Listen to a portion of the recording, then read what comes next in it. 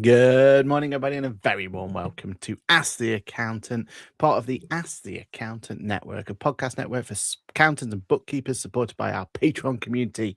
The episode number is 174. The date is the 2nd of March, 2026.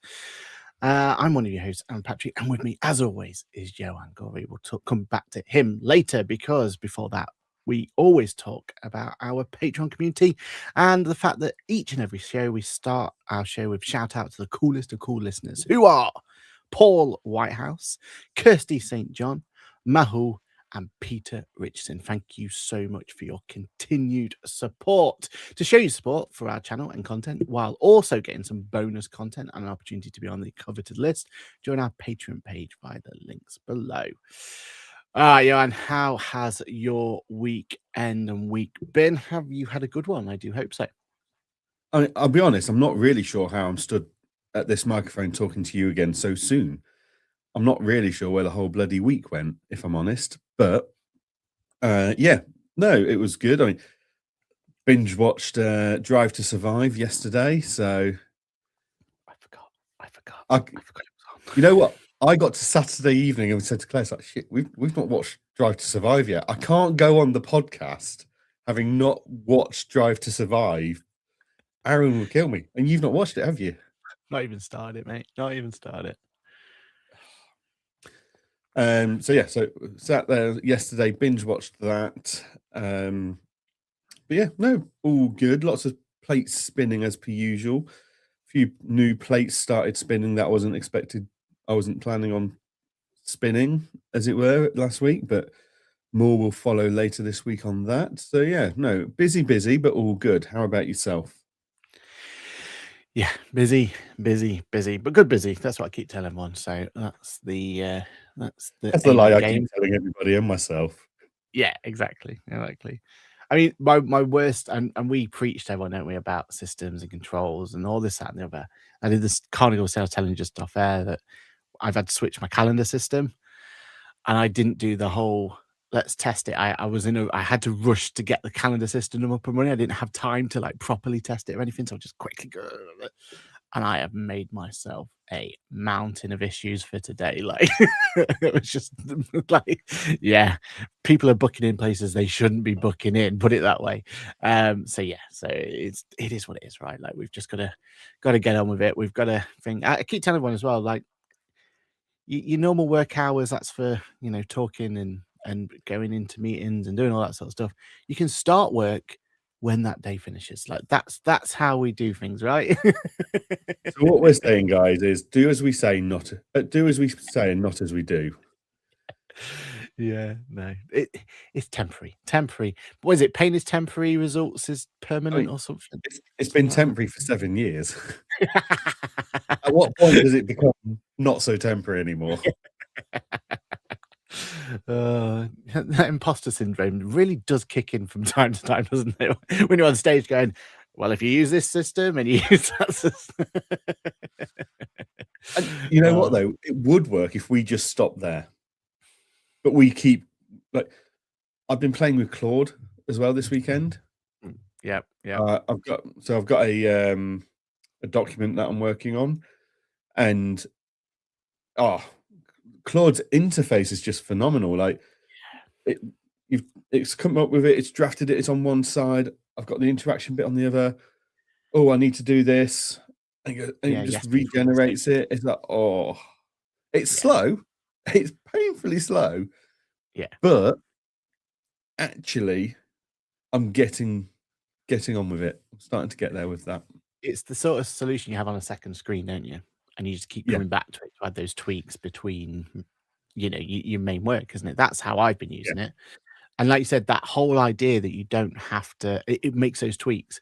Because I've been trying to do similar things with ChatGPT. I've got it open in front of me, that's what I'm looking at. And it was actually because my talk on the weekend, on Thursday, I thought, I'll put some like AI generated imagery here on this, just to put some emphasis on it, sort of thing. Because I did the same on the talk we did last week, where we did this AI thing. So I created like the whole panel, and I put them in this AI super suit and all this other, right? Like little things like that, like cool little just imagery grabbing thing. It's what I'm like really liking. So with, you're the reason I've got a hosepipe ban. Yeah, exactly right. Yeah, All your image generation. yeah. Every 5 seconds, like, oh, I'll just do another one, But you're right, like the way that ChatGPT works is you ask for a revision and it goes, right, well, let's start again then. And sometimes it completely forgets what it's just done. And it just goes, I'm like, no, I wanted you to, like, for example, on this one, I wanted my media to do this instead of going like this or whatever. And instead of like just changing it to that, which I know it's got the capability of doing, it just created a whole new image of a whole new thing and all this and the other. So, yeah, but we can talk about Claude and ChatGPT all day long. The most important thing about this show is our amazing community. Oh, I've just noticed the time. I was about to bring it in. Kirsty, you made it first. Happy March, everyone. I mean, it's appropriate because we're in March from Kirsty in sunny March. So, hello, Kirsty. Hope you're doing well. Is it sunny? Oh, when I took the dog out, it was sunny. So, but wet, very wet. Yeah, it is grey here. Oh. But it's sunny in March. That's what matters. And keep it out for Kirsty as well on Fab. On the bonus show, we're going to get Kirsty on, and we'll invite all of our cool listeners, including Mahul as well. Good morning, everyone from shiny London. I hope you have a great weekend. Hope you have a great weekend too. AIM Accounting 6146 says, good morning. Good morning to you too. Juliet McKenna says, morning all. Good morning. Sue Green says, good morning from warm Tamworth. Is it warm in Tamworth? From it's only up the road. Are you sure it's warm? Didn't look that warm. very different climatized, me and Sue. Paul Ingram says, good morning from sunny Salisbury. Good morning to you too. Lisa Mullahan says, good morning. Good morning to you. Susanna Whelan says, morning. Good morning, Susanna. She'll also be on the Fab podcasting area, so keep an eye out for her at Fab. Paul Whitehouse says, good morning to you, Paul. Nicola Gardner says, good morning. Alexis Kingsbury says, knew you'd love it. Yeah, he told you you'd love it. I mean, this is a guy who's made a whole AI generated accounting firm in, what was it, 4 hours or whatever? I think it was longer than that. I wouldn't go as far as to say I love it yet. Oh, I'm learning to love it. You're warming him up, Alexis. You're warming him up. It's still a bit slow. I think I still sit there with a little cattle prodder going, come on, hurry up. But it's the results that matter. You know what I mean? It's the results that matter.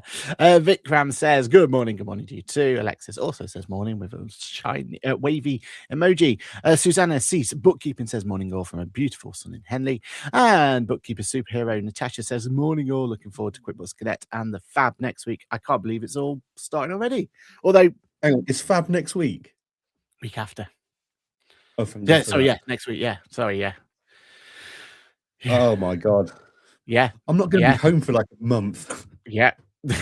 I'm in the same boat. Yeah. I leave on Wednesday and get back Sunday, and then we go again on Wednesday. Yeah. Paul Whitehouse says, I made an image of a dog in construction and gave it a hard hat. I did an image of a dog driving a taxi, and ChatGPT left the hard hat on the driver. And then when you tell him, oi, can you just take the hard hat off? Which, again, fully capable of doing, it goes, nah, let's recreate the whole thing from scratch. And then I'm really sorry, Cheryl, but it was 8:29. Good morning. Hope everyone had a relaxing weekend. And the rules are the rules. I'm sorry. I just have to abide by the rules. Yeah, I made the rules, and I am just making sure that we stick with them. But hope you are doing well, Cheryl. Maybe next week you can get the 8:30. That's all I'm saying. All right. Enough of that controversy and upsetting our wonderful community. Let's move on with the talk of the show. I didn't put this in any order, Jan, so I'm just gonna go for this, right? I'm just gonna go for it. Let's go and start with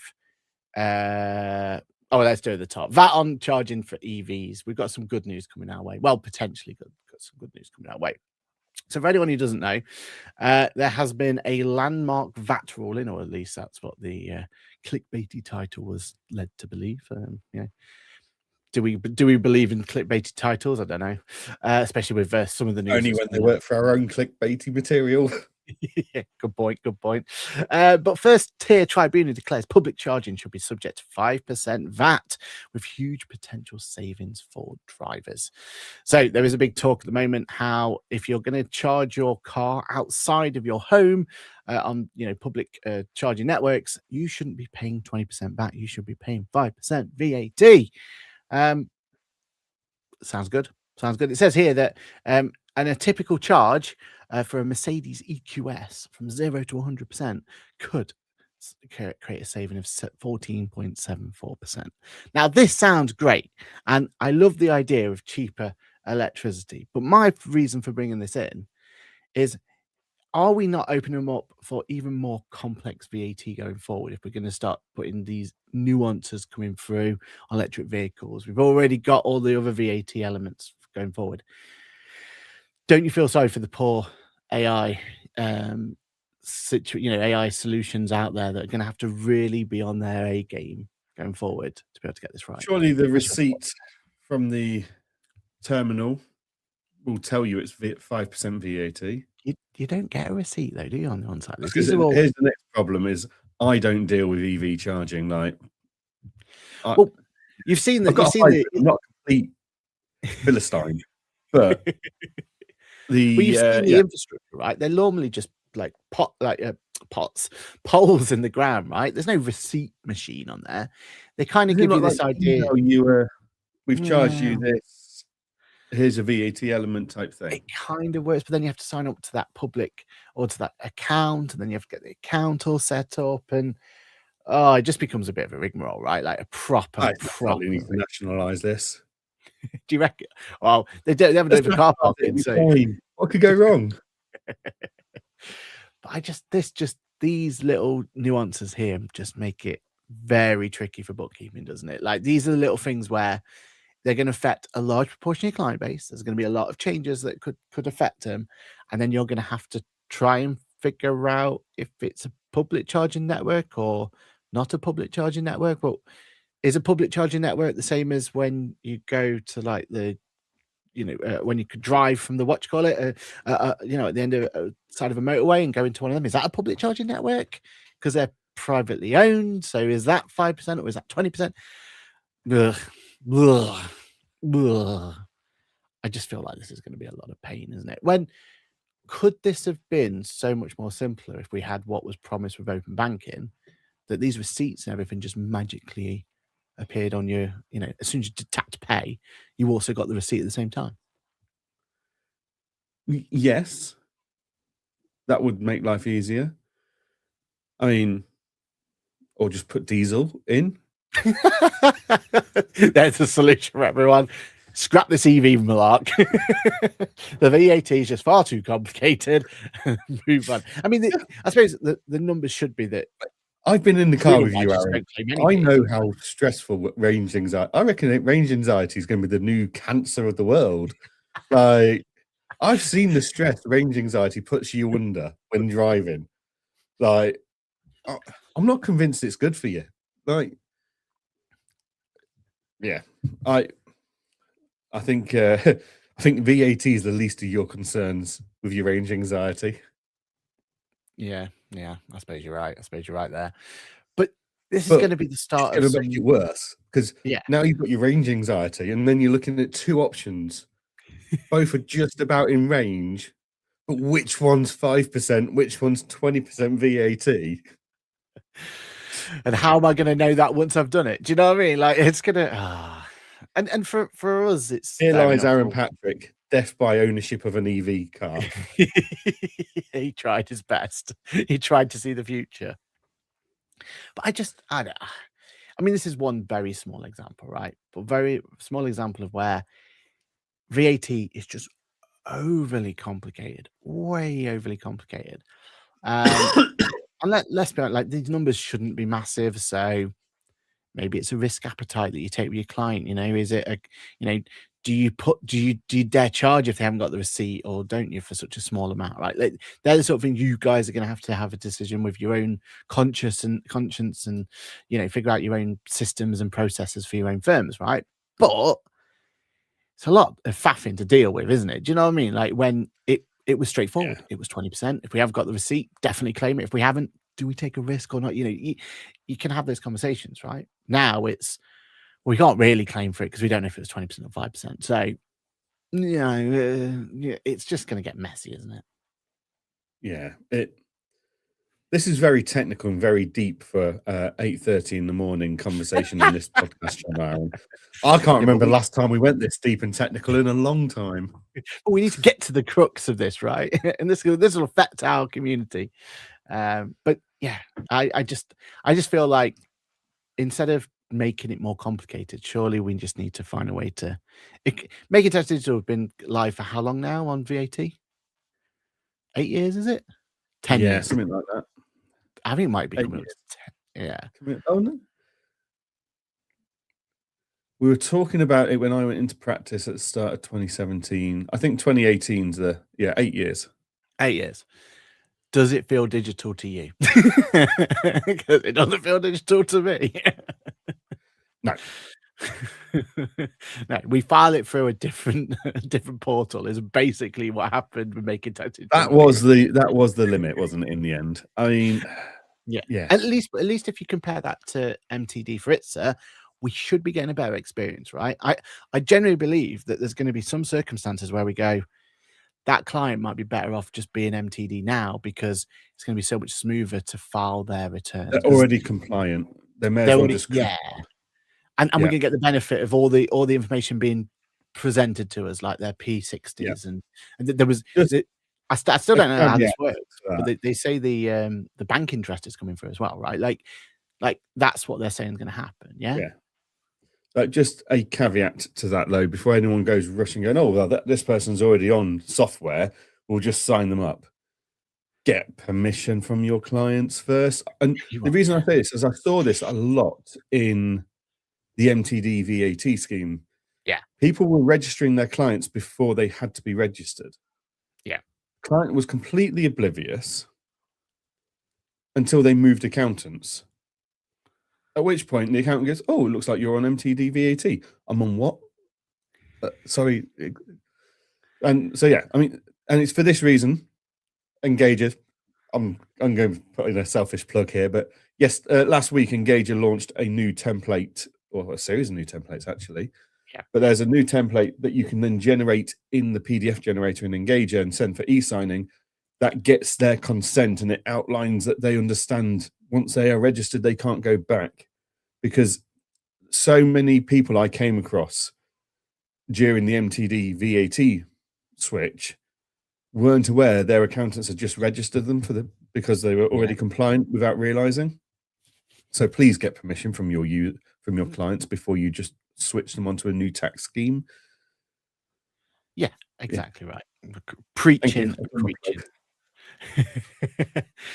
But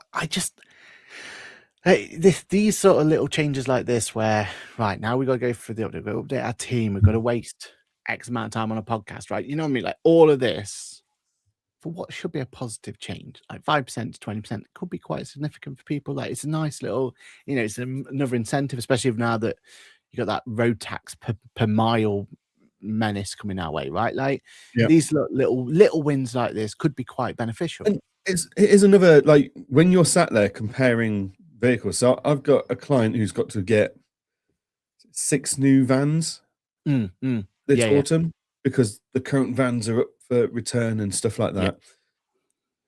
And I literally had a meeting with him on Friday, and we were sat there looking at cost benefits of like petrol, diesel, hybrid, EV, and the challenges around it all, and what ranges were they looking at doing, where do they get parked at night, blah blah blah blah blah. But it sounds daft, but that 15% reduction in VAT may skew those figures slightly now. 100%. So it's an important thing to think about. It's just, as you say, is this just going to be another opportunity for HMRC to go, well, you've put it through as 5%, but you can't prove it wasn't 20%, so we'll have a bit more money off you, please, during an inspection. Yeah, exactly. I was listening to someone talk about HMRC inspections on a podcast the other day, and the fact what they said is completely true, but the fact that we're at this point is ridiculous. And so obviously we're seeing a lot more inspections for VAT refunds. Yeah. And he's like, we actively encourage our clients to leave a breadcrumb trail for HMRC. Previously, we'd have had pristine books, and HMRC would have dug and dug and dug to try and find something to justify their existence. Now, we actively encourage, we won't publish that Starbucks receipt. It's part of the breadcrumb trail to keep HMRC feeling like they found something if they ever do an inspection. Yeah. So, when did we get to this point where we are playing games? We're basically encouraged to not do our jobs to the best of our ability and how we should be doing it, just to stop the authorities from being overbearing. Because HMRC don't trust anyone can do it properly. They just assume, oh, this is so pristinely clean, you're hiding something deeper. Let's go digging. Yeah. And back to the whole like making taxes to a VAT, right? Like let's be frank about this. It was like all we've done is effectively channeled it through a different portal, which arguably the portal's worse from us as accountants and bookkeepers, right? Because we can't get the same level of access. We can't see our client list, blah, blah, blah. We've covered that loads of times.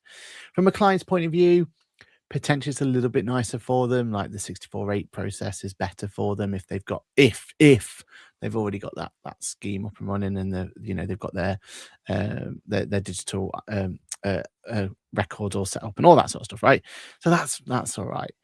There's a little bit of benefit when you connect your bank, your VAT to your FMS solution, because it brings back historical data in some circumstances, and you can kind of connect that. There's a little bit of benefit there. And we've seen cool solutions where, it's able to kind of like see your VAT returns and stuff like that. And there's some benefits to it. But where was that promised land of having this whole new access and, being able to, like, when MTD VAT first, the whole like tinfoil hat moment was, oh, well, it'll be very, very soon that we're going to be submitting all of the numbers via this thing. Because at the moment, we're still only submitting those elements, the boxes, right? Like it was supposed to be all the back end's going to go there, and then HMRC is going to be able to see it all, and you're not going to be able to hide. And you're saying there about breadcrumbs and stuff. In theory, they'll spot that a mile off, and they'll, and all that sort of stuff. Where's all that happened? Like what world are we living in where literally all it is exactly the same, but going through a different different pipe, right?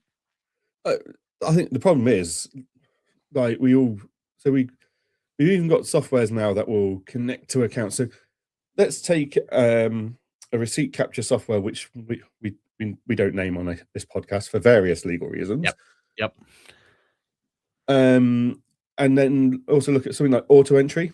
Auto entry, we've got like this fetch feature where it can log in, pull out a receipt from an account or an invoice. So great. So if your drivers were all on the same, were using EV chargers, and although all those accounts were linked to the auto entry fetch feature, great, no problems. Then you bring in two-factor authentication, and it breaks everything. Yeah.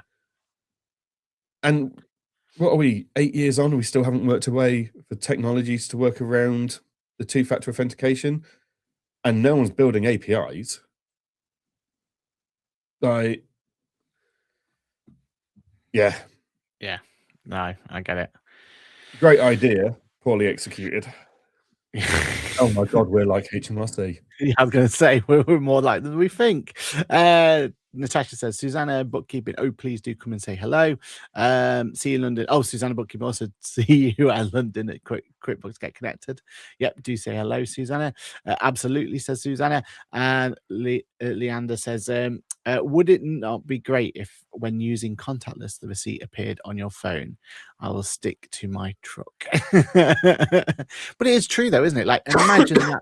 Like, why are we not in a world where it is contactless, and not only do you press to say, yeah, I'm happy to make that payment, but here's a little digital receipt for you that you can go off and put into whatever solution you want. Like, how is that not a thing? Like, there are some places that say, oh, give us your email address. We'll email you the receipt. Yeah.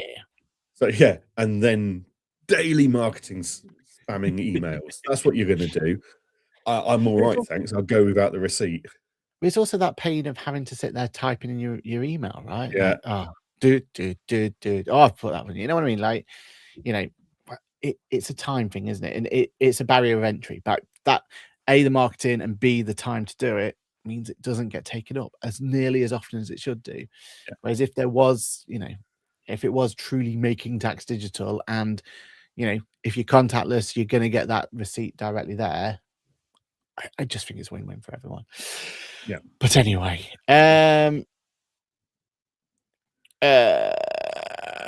what's the next topic? Cool. Next topic. Right then. Where are we? Right. Yeah. So let's move on to the next one. Mayday had an acquisition. So for anyone who doesn't know Mayday and hasn't played around with their I actually think it's a really cool solution.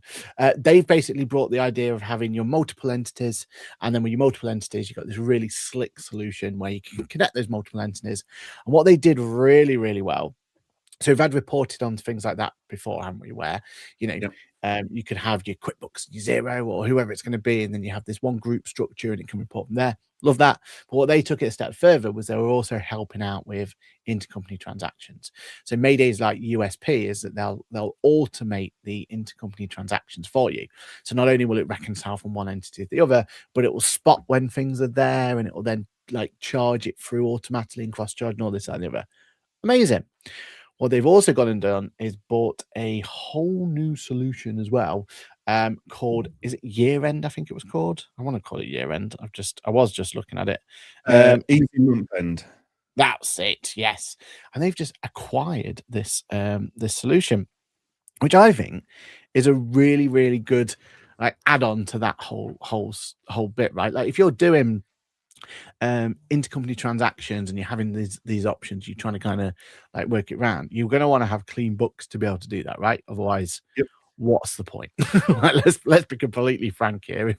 If only your intercompany is clean, then the rest of it's not going to kind of work out for you, is it? So they've now gone out and bought this whole new solution called Month-End, and I had a quick play of it. So it was one of those where they announced the acquisition, you could literally go in, sign up for it straight away, and as soon as you could sign up, you can have a little play around with it, etc. I was really impressed. Really, really nice. But I like the idea of these smaller businesses and smaller vendors acquiring another similar sized vendor, right?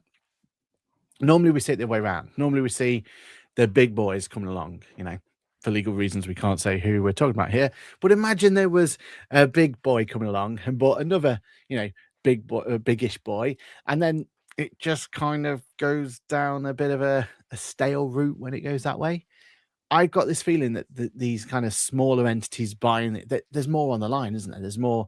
They've got more skin in the game here. They need these integrations to work quickly. They need these integrations to go through and have that seamless integration between the one solution and the other, and single sign on and all that sort of stuff. Where typically with the kind of bigger ones, there's a bigger ship that needs to turn around, and there's a bigger kind of thing, and they get caught up in politics and all that sort of stuff, right? When I saw this news, my kind of first news was, that seems like a nice, cool little. I'd never heard of this month-end solution before, but it looks pretty cool. I think it's a nice little addition to what Mayday's got. But also, I felt like it was a feel-good story. Do you know what I mean? Like, because it's two smaller entities hopefully coming together and just, complementing one another. What do you think to it? Yeah, and let's face it, month-end is a constant battle for most firms. 100%. Anyone that's got clients that want to have a proper month-end close and stuff, there's some attempts at month-end close and stuff in some of the FMS solutions that is a bit weak, and then all of a sudden you're dealing with full working papers, and it's like you're doing a set of annual accounts and stuff. So yeah, month-end close is something that I don't think anyone's really nailed yet. With Mayday doing well with the larger clients and their intercompany transfers and stuff, I think this is a really good matchup. Like, there's a good synergy there in my mind. So yeah, it'll be interesting to see how they get on, and yeah, see how it tailors to the UK market, because they are New Zealand based, aren't they? That rings a bell. Yeah. When I was Yeah. playing around with it, yeah. So yeah, like anything that's going to enhance that month-end process, which is lacking attention from software vendors, isn't it? Let's be honest. Yeah. Can only be a good thing. So yeah, I'd be interested to see how that plans out in the future. And I think it's a And good synergy as well, because it makes them more sticky, right? Like the idea of a solution, like sometimes when you got a really niche solution, the biggest problem you have is getting the client or the user to go in there on a regular basis, right?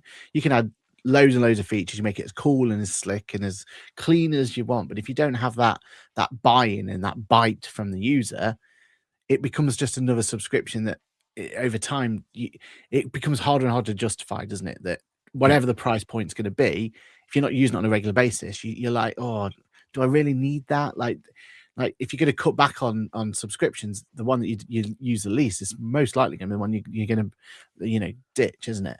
Having this give them a reason to have much more of a buy-in, much more of a going in there on a more regular basis, keeping on top of it, that sort of thing. And I think it's a clever little synergy that goes forward with it. Yeah, cool. This isn't going to work and isn't going to be priced for people that I've got sole traders and small limited companies. Yeah, this is for a few million turnover businesses, etc., upwards. So yeah, I think this pairing's got potential for us. And it's something we'll be looking at in the coming weeks, because for my firm alone, like not every client's going to be on it. Very few clients will probably be on it, but the clients that I need that robust month-end process for, I think this will potentially shore up a very good offering from Mayday already. Yeah, and I think it just did for me personally, right? I have now 2 like groups of companies that are also connected, and it's like I'm doing intercompany transactions and all this that, and the other, and it becomes a time sink for me personally, because there's no one else I can pass. It's not like it's not the sort of work that you can pass on to other people and stuff, because there's only certain people in the organization who have access to all the moving parts, right? Yep. So these are that, like, they're aiming in there is people like me, where it's like, actually, why am I just doing this manually when I could automate it with a system instead of having to give access, maybe potentially sensitive access, to people? You know what I mean? Like, that's what this is designed for. So yeah, I think there's definitely opportunity to it. Just circling back to the last one, Tim's jumped in and says, want me to tell you how it's not a thing? EPOS ecosystems are too fragmented. Ugh, yeah.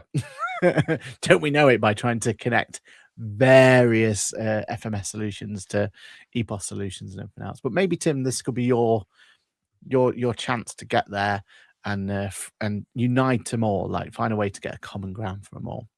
And then this did make me laugh. Your bank app sends you a notification that money has been taken out with the place and time. And then bird brain. So I think that was trying to be a bit of a but that's going to be no use to anyone if you don't know what VAT you've been charged, or what that transaction was for, or what the categories are for, and everything else. So yeah, having that bank data, we get that data anyway, right? Like we get that when we do a bank feed. We've got that data.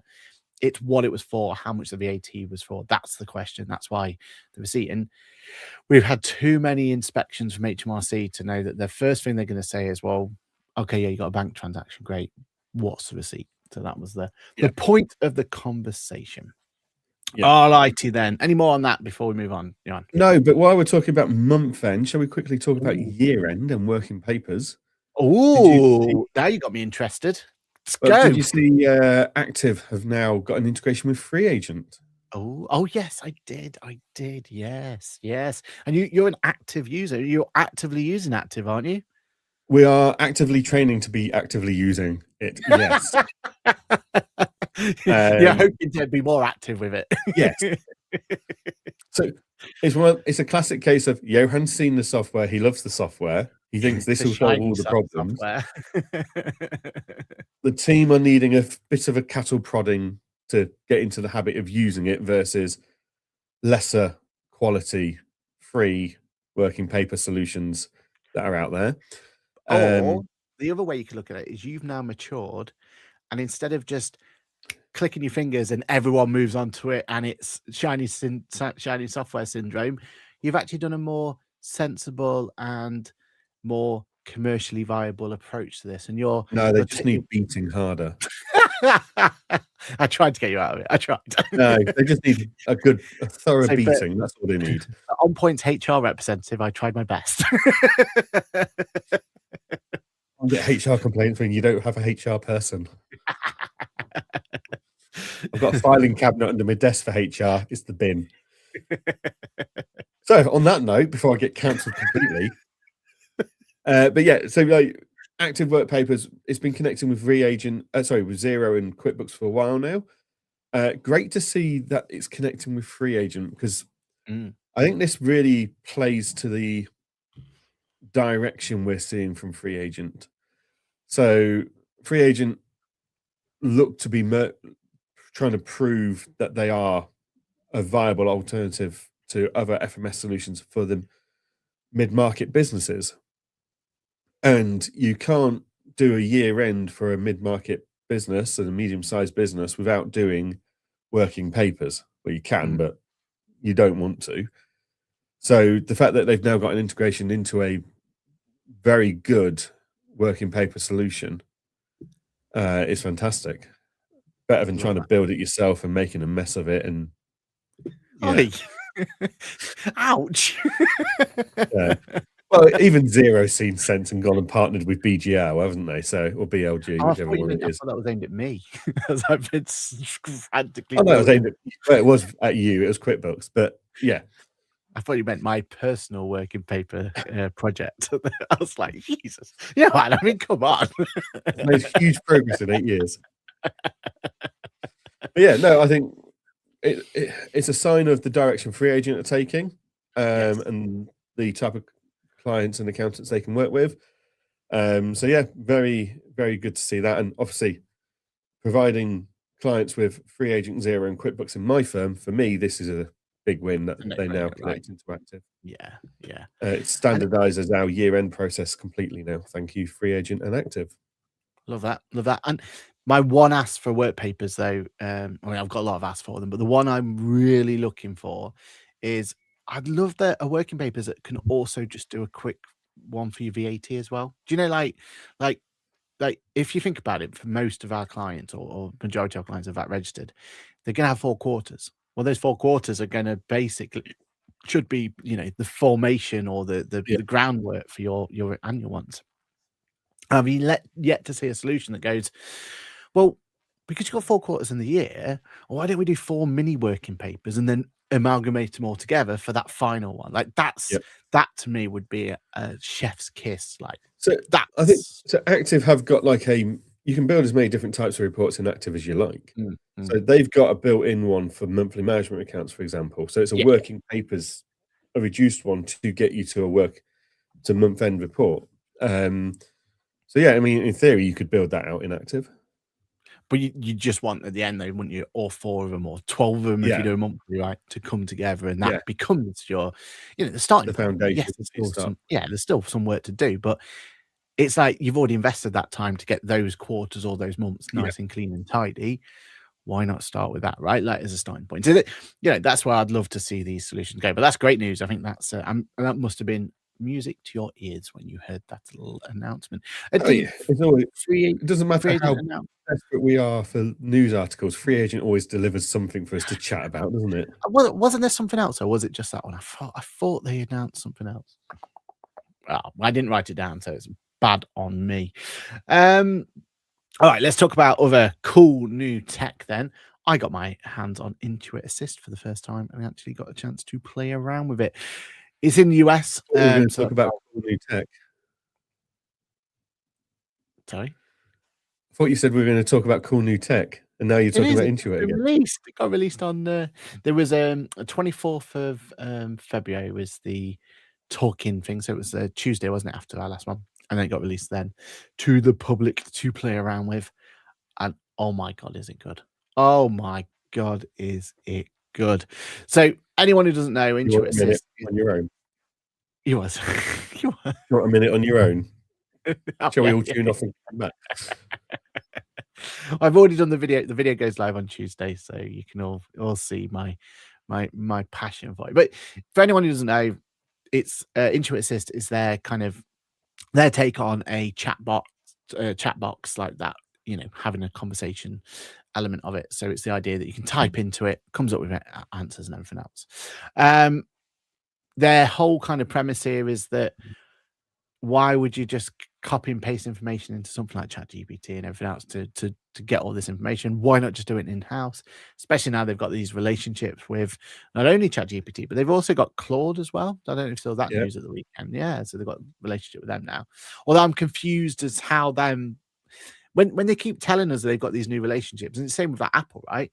When there's a ChatGPT relationship and then there's a Gemini relationship. But at what point does this clash? I know it's well over my pay grade and some very clever people. I think it's just a case of having choice. Like we were saying this, like you've got Gemini, you've got Claude, or you've got OpenAI, etc. Each one's going to have its own set of jobs that it's better at. So, yeah, like I'd like to think QuickBooks is working out for us which one's going to be better at answering which queries and stuff, and it goes from there. Like, and it's just someone did say that. I did see on social media someone saying that this didn't get as much as much attention in the media as they felt it would. Someone over in America. Yeah. So, yes, because an announcement between a partnership with QuickBooks and Claude versus Claude arguing with the US military about what it can and can't use its AI to kill people with. Yeah. Which one's going to be very comparable, guys? Yeah, both deserved exactly the same amount of media airtime. But also, it's like it's really difficult to actually get to grips and play with. Like, as soon as they announced it, I was like, well, I'll jump in Claude then, but there's no connect to that. It just feels like it's probably working in the background. Maybe it's a good sign or a bad sign, I don't know, but you don't really Are we saying there's been a marketing announcement where product haven't kept up? I don't know, but who knows? That's very unique. I mean, we never see that with QuickBooks, right?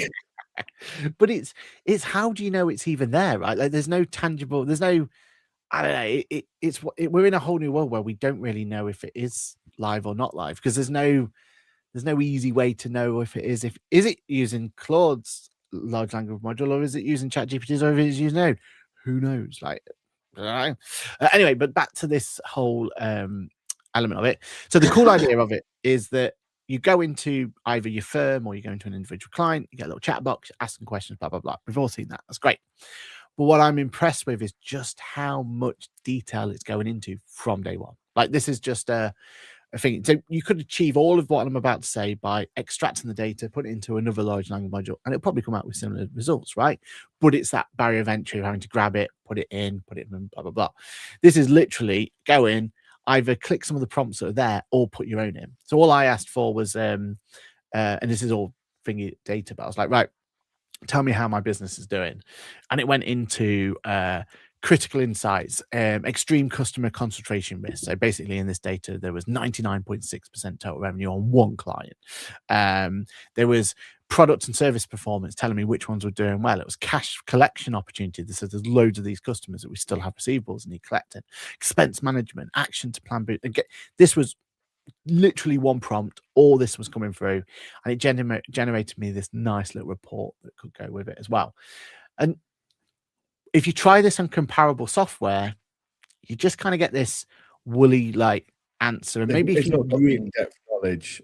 It's not got the data, rich data it needs for this. Yeah. Question for you though. Go for it.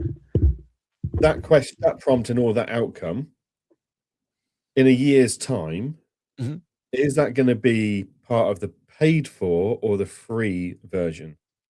So this is part of depending on what SKU you're on, depends on how much of it you're going to get. So if you're on like the simple start, then you'll still have access to Intuit Intelligence, but it won't be able to go as far as, right?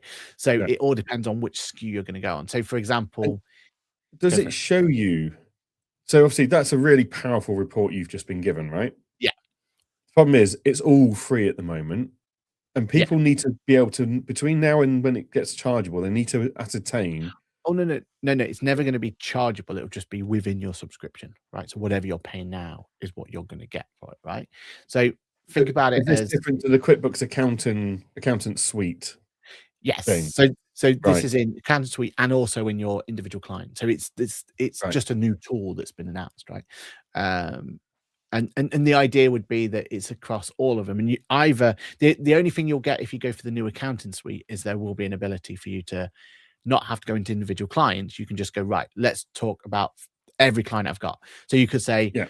oh, is there any clients at risk for VAT, for example? It will just go through, find all the clients for you and come back with Yeah. you with that. But that will be a part of the paid for accounting suite. You're right. The bit that QuickBooks could do very well here if they actually, I mean, they don't listen to me. They haven't done for a long I can time. pass it on for you though. Basically, if I ask a question of it, at the moment, for the next 12 months, we know the Accountant Suite version is fully powered and free. In the future, there's going to be a free version and a paid for version. Between now and that point, we as users need to be able to understand the difference between a free output and a paid for output.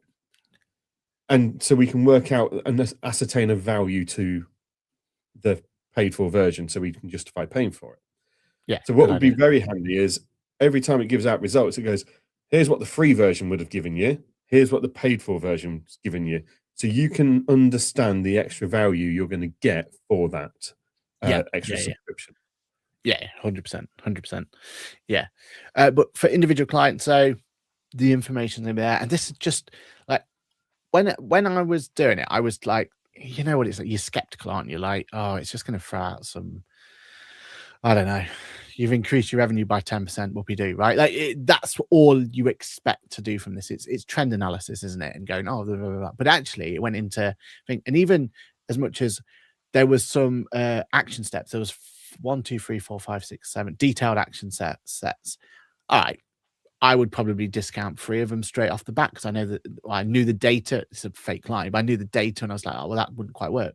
But the other ones make sense, like leveraging your existing customer relationships and measuring success and how to measure success and what KPIs we should be looking at. And it goes, well, maybe you should think about this report as well to measure that going forward. And that could be a really good indication. If this report's going in the right direction, you're doing the right thing. This is something that Joe Blogs can go and put that prompt into their QuickBooks and ask of themselves, yes? Yes, 100%. Yeah. But are they not all conversations of value that accountants and bookkeepers would normally be having with their users? And this is the clever bit. So the second that as the accountant and bookkeeper, you'll get an audit history of what's been asked and what's there and everything else, so you can see what's been put to them. And B, a second that it goes, oh, this is something, and if it knows you're connected to your accountant, goes, here's a thing. And now they've released a new feature as well where you can book with your accountant directly there. So you put it in there and it says, oh, I think you need to talk to your client. Here's a little link to go and book with them directly. Yeah, but feedback like leveraging current client relationships. Yes. As a business owner, I wouldn't then go think, oh, I'll ask my accountant how to do that. But if I was sat there having a meeting with a client, I might go, probably worthwhile trying to leverage your current relationships with your clients, like for referrals or whatever it is. That value add of me having that conversation has actually been circumvented by this tool. On a topic that the client might not go, I'll ask my accountant. They might go, I might go and ask a marketing person how I do that. No, but they'd ask your accountant how to get that report. Like it's talking here about this KPI report, right? Yeah, it could generate it here, but it does say talk to your accountant about how to get the most out of the report, right? Okay. They're the bits that giving them the crumbs detail behind it with the report. Yeah, and it tells you the sources and it gives you the details and how to do it and everything else, but it will always prompt you to go, I think you should talk to your accountant, because that way, maybe there's another way we can look at this report. Maybe it could gather in a bit more data. It's like crumbs, isn't it? When Google tells us go speak to your doctor, we go, that'll be all right. I've Googled it. I'll be dead in a week. What's the point? I mean, some clients will always do that, won't they? But other clients will go, you know what? Yeah, of course I'm going to talk to them. This sounds like a really good idea. And they go from there. And now we've got the MailChimp side of it as well starting to come in. Like then it's not just actionable of, All right, but here's an email that we think would be quite a good little starting point for you to send out to those clients to, G up referrals or whatever it's going to be and all that sort of stuff. It's that ecosystem, isn't it? Starting to come It is. together. I can see the value of that prompt and that information from being asked by an accountant before going into a meeting with a client Yeah, to help 100%. prompt some conversation points. My only concern here is QuickBooks has encouraged accountants and bookkeepers for the last 5+ years to go into advisory, because technology is doing Yeah. the bulk work of the bookkeeping and stuff now, but you can make loads of money in advisory. Yeah, now the AI tool is going to help take a bite of your advisory income as well. I think that's the risk.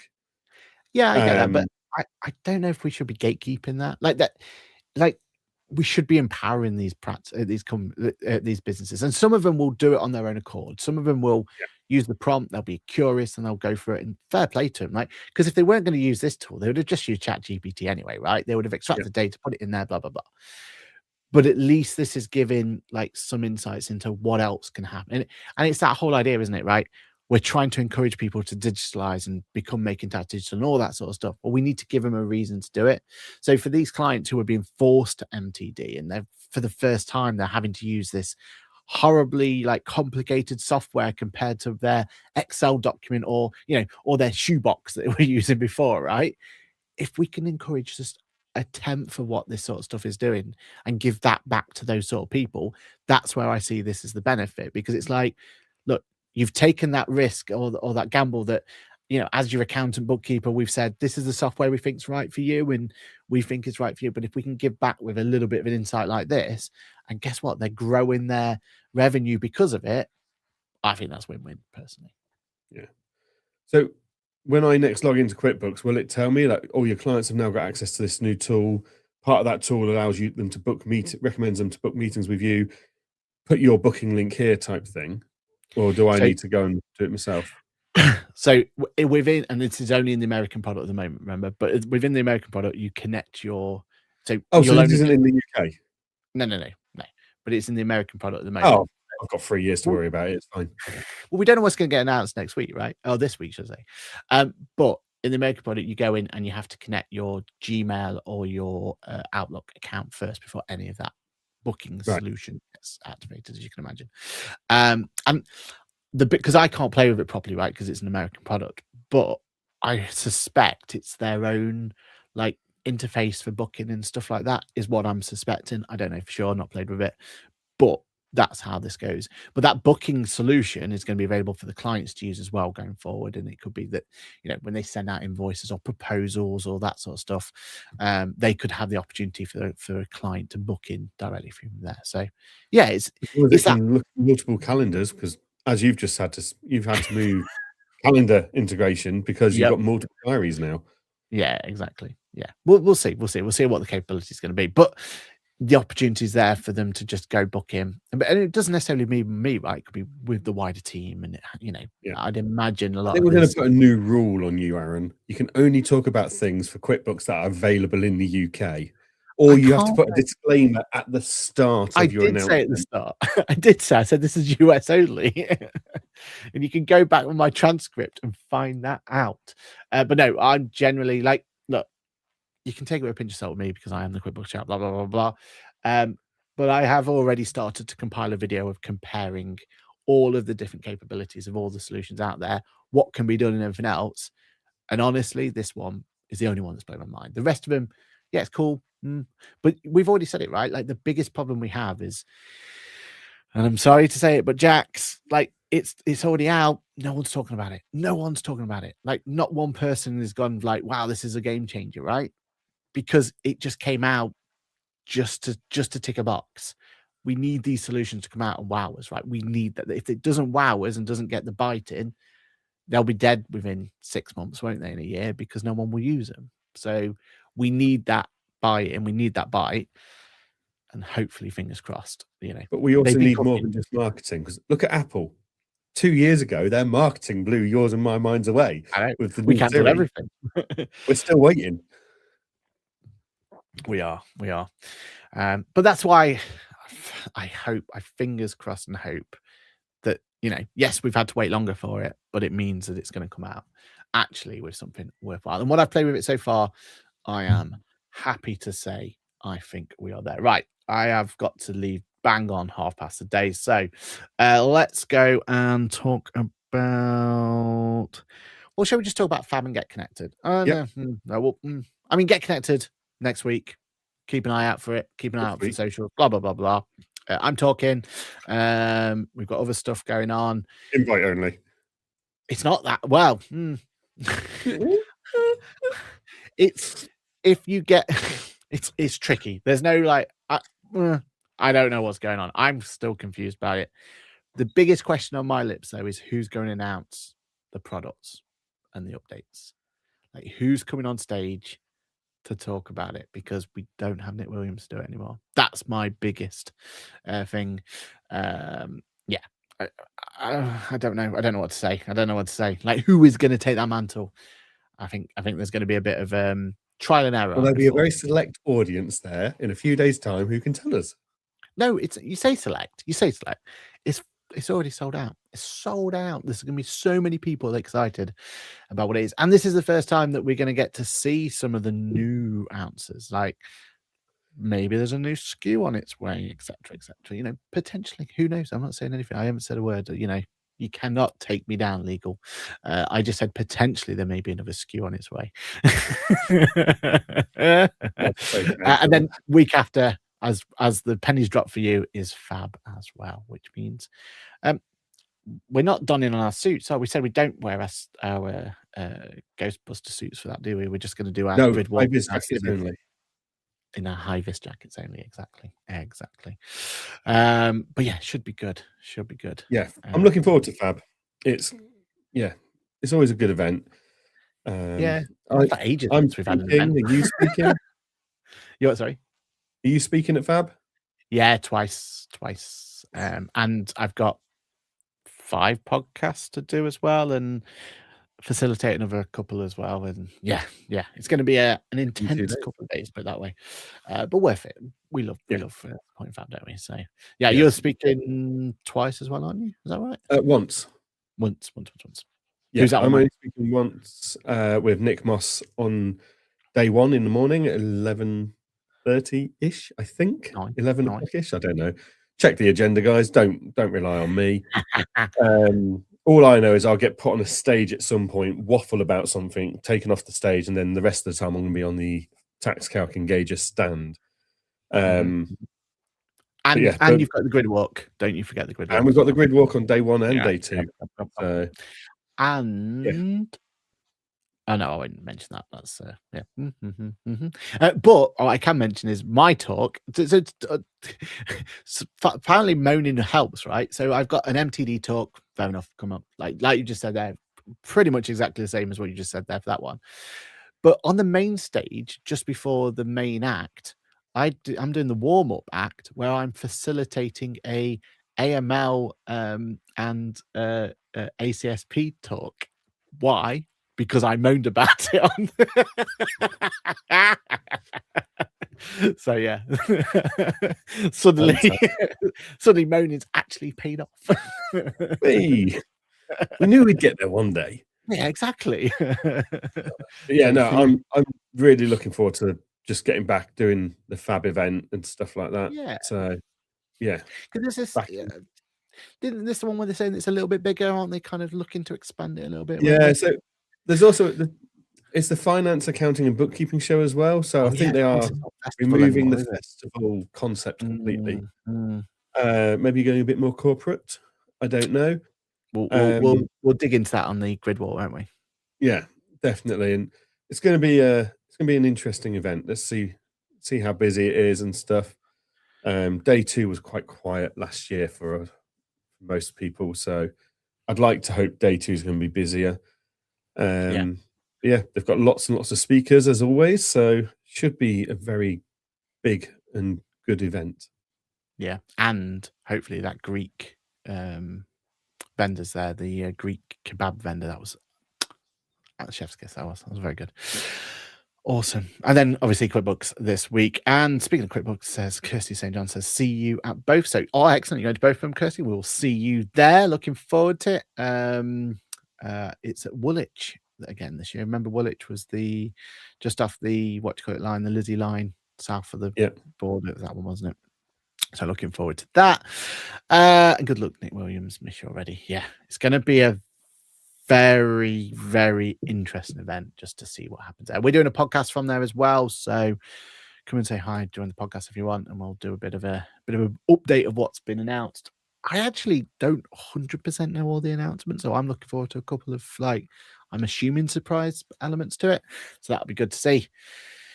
Just to clarify, I won't be there. No, you won't. I'm not part of the we. I will be in Richmond speaking at a different thing. Yeah, we love Richmond. We do love Richmond. Susanna says, looking forward to the Greek food as well. And we're looking forward to your podcast as well, Susanna. So that'll be good. All on MTD. Right, everybody. Thank you so much for watching. Thank you so much for commenting. Thank you so much for being involved. It's been another exciting episode of Ask the Accountant. We'll be back next week. And next week's, I assume, will just be fab related. But who knows? We'll see. We'll see what the agenda comes along. Jan, other than Richmond, anything else you want to plug for this week? No, nothing else. Just busy as always. So, yeah. Well, like me, we leave on Wednesday and don't get back home till Sunday. So, yeah, can't wait. We'll make that work somehow. Like 2 days, do the washing, pack the bag, and go again. Yeah, if we're a little bit worried-eyed on Monday, there is reasons, and we'll explain those reasons next week. Yes. Looking forward to that. It'll be a good day. Looking forward to it. Yeah. And obviously Formula 1 will be back. So, hey, we get to talk about that. Everyone, have a great week. Everything else. See you all soon. And bye for now. Jan, I won't be at the after thing. I'm just going to go straight off. So, bye. See you later.